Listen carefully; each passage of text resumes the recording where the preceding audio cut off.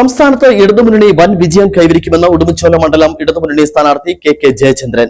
G Sudhakaran ഉൾപ്പെടെയുള്ളവർ party വിട്ടതുകൊണ്ട് ഇടതുമുന്നണിക്കോ സിപിഎമ്മിനോ ഒന്നും സംഭവിക്കാൻ പോകുന്നില്ലെന്നും ജയചന്ദ്രൻ രാജകുമാരിയിൽ പറഞ്ഞു.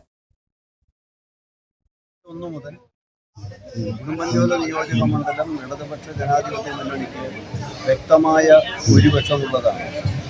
ഓരോ തെരഞ്ഞെടുപ്പ് കഴിയുന്തോറും മുന്നണിയുടെ ജനകീയ അടിത്തറ വികസിക്കുകയാണ് ചെയ്തിട്ടുള്ളത്.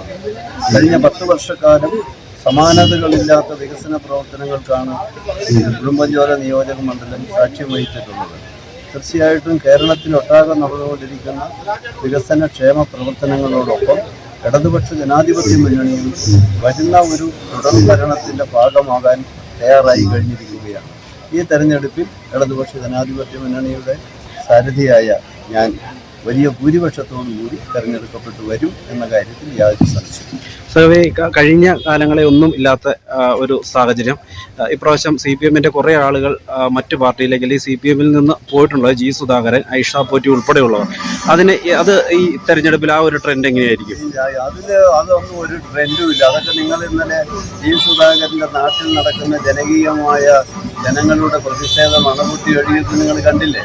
ഒന്നും സംഭവിക്കാൻ പോകുന്നില്ല. ഐഷ പറ്റിയും സുധാകരനും പോയിട്ടുണ്ട്, സുധാകരനും ഐഷ പറ്റിയും പോകും. വേറെ ഈ പാർട്ടിയോ പാർട്ടിയുടെ ഒരു അനുഭാവിയോ ഈ കൂടത്തിയൊന്നും പോകില്ല. അവിടെ എല്ലാം വലിയ ഭൂരിപക്ഷത്തോടു കൂടി ജനങ്ങൾ വലിയ ആവേശത്തോടു കൂടി ഇറങ്ങിയിട്ടുണ്ട്, ജയിച്ചു.